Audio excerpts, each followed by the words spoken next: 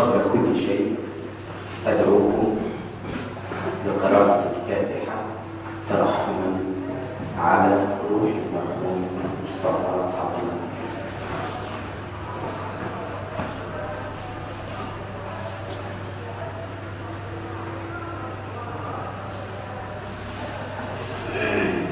إخوتي وأخواتي، لا أدري من أي نقطة تتسرب من فمي تلك الكلمات الجريحة. كنا إذا تحركنا من سوهاج باتجاه دار السلام نجده مبتسما كعادته، بشوشا كما منحه الله، عطوفا علينا كأننا نعرفه من زمن الولادة أو النشأة، فيلقانا بأحضاننا. فإذا ما جئنا اليوم وجدنا أحبابنا هم ودفء محبتهم راسخ كما هو، ولكن ابتسامتهم مشروخة وحنينهم أنين، لأنهم يفتقدون رجلا غاليا علينا لا عليهم فقط. جئت محملا بكلمات عبد الحافظ بخيت الذي حملني أن أتحدث نيابة عنه، لأن ظروفا قاسية منعته أن يقول الكلام الرسخ في قلبه عن مصطفى عبد اللطيف، فحملني التبعة أضعافا أضعافا. وها أنا بينكم أتعجب، فدار السلام التي سلكت طريقي إليها حين كان أولئك الشعراء يخطون درجهم الأول في الشعر، كان مصطفى عبد اللطيف وناصر موسى والسمان أولئك أصحاب الدرب، نلتقي معا ونقضي يومنا معا، ثم تفصلنا المسافات عائدين إلى شتاتنا.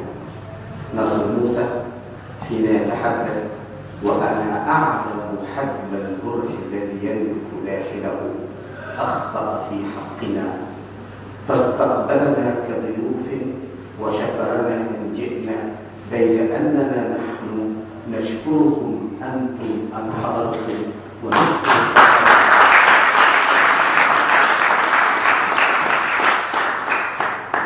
الثقافة أن قامت بدورها على الوجه الأكمل في احتفائها بأبناء الثقافة الذين ضيعوا عمرهم في الثقافة.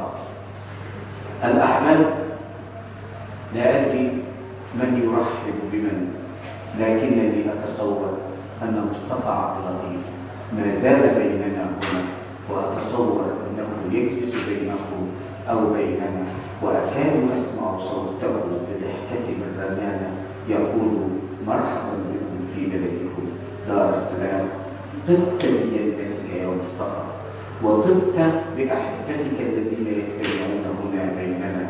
فيا لها من ذكرى جميلة لرجل جميل.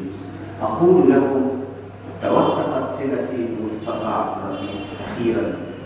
كنا في مؤتمر من مؤتمراتنا المدنية في القاهرة، كنا في الفندق الأوروبي، فاستطعنا أن نختلف من الزمن أوقاتا، فاكتشفت أشياء عديدة وغريبة. هو ولد في نفس العام الذي أنا ولدت فيه، فهو من عمري. هو قاسمني سنة ميلادي وخالفني في شهرها، قاسمني حب الشعر والوجع العربي والوجع المصري.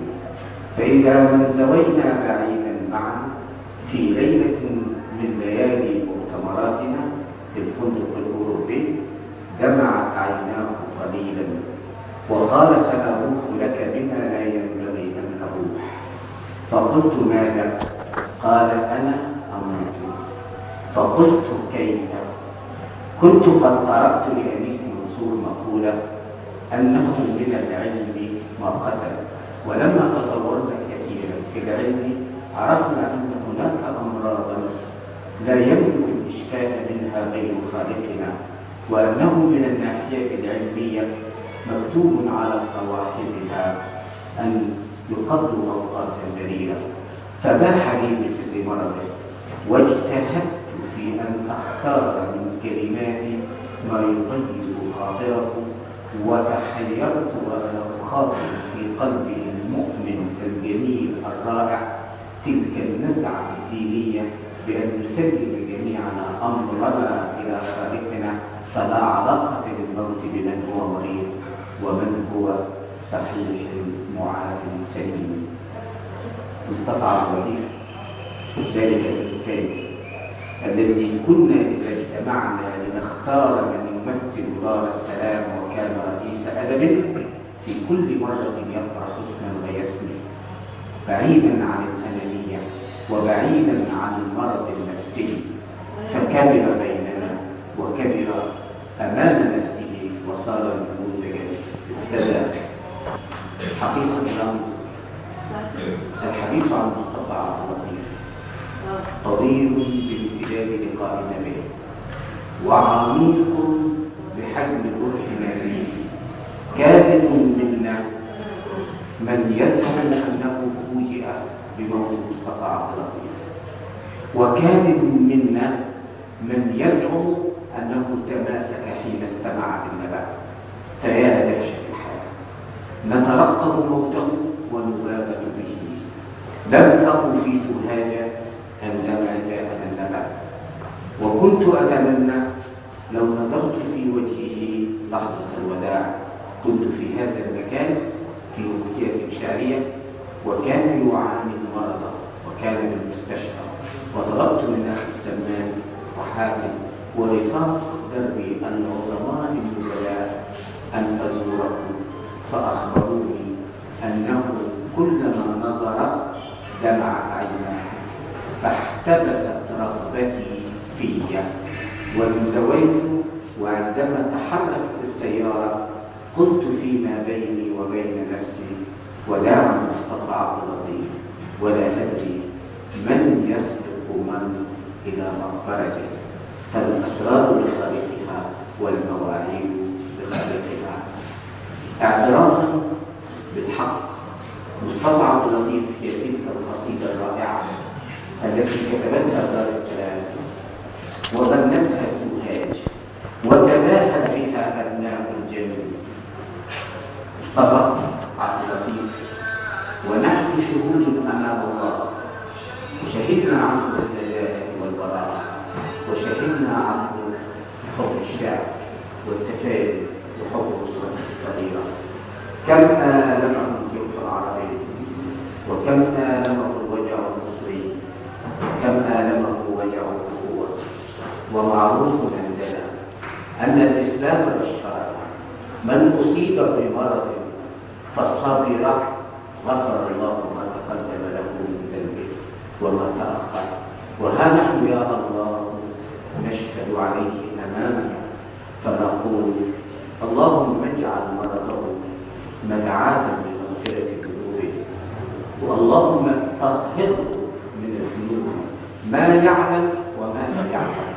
أنت مولانا جميعا يا الله، وكلنا إليك، وأنت وارث هذا الكون، فصبرنا على فراقه والحمد يا رب العالمين. وصبر له ما أقوله الآن لا يكاد يكون سرا على الأدباء. السيدة الفضة التي تجلس بجواري ما إن علمت بنبأ وفاته حتى كانت تعجلنا إلى إقامة هذا الحفل، وهي التي اختارت أن يكون حفلا لا تأبينا. وليس هذا جديدا عليها، فقد فعلته مع أخي حينما اجتمعنا نؤذن أخي، أصرت على أن يكون حفلا لا تأبينا، بل سارع إلى الاتصال بأحد عازفي العود الدنشاوي وجاء إلى الاحتفال وأسمعنا شيئا من العود والقرآن والدراسات النصية. وهذا شأنها، لم تجد هنا بصفتها القيادية كمدير عام للثقافة، رغم أنها راعي للثقافة ورغم أنها مسؤولة مسؤول عن الثقافة في سوهاج، إلا أنها جاءت اليوم لمصطفى عبد اللطيف ولأسرته. فأنا أمامها وأمامكم أضع اقتراحاتي أمامكم، وأحمل أصغر الأدباء سنا وأكثرنا قيمة الأستاذ حاتم، الأستاذ سمان، الأستاذ ناصر موسى، اجمعوا أعمال مصطفى عبد اللطيف كلها ودعوها في يدي الأستاذة فاطمة يوسف لتطبع إن شاء الله في كتاب كامل، وأقيموا مسابقة باسمه جوائزها من الأدباء بصفة خاصة، ومن الأستاذة فاطمة يوسف بصفة خاصة أيضا، فهي التي أعلنت عن هذا. ونجتمع قريبا في ذكرى مصطفى عبد اللطيف فنقيم وننهي جوائز. إخوتي الأحباء، الأفكار كثيرة والكلمات كثيرة، لكني أشرف بأن أشكر رجلين قدما لنا هذا الفيلم التسجيلي الرائع، الأستاذ حاتم السمان، وعلى ما أذكر وذاكرتي قد تخونني الأستاذ أشرف هو الذي قام بهذا. فأنا أشكرهما شكرا كبيرا باسم كل أدباء سوهاج، الأستاذ جميل عبد الرحمن الحاضر الدائم، الأستاذ محمد عبد المطلب، ولقد حملنا نحن الحاضرين من سوهاج بكثير من كلمات كنت أتمنى أن أحفظها لأقرأها عليكم، ولكن شيخوختي من ناحية وشيخوخة الذاكرة من ناحية أخرى قد أتعباني، ولكني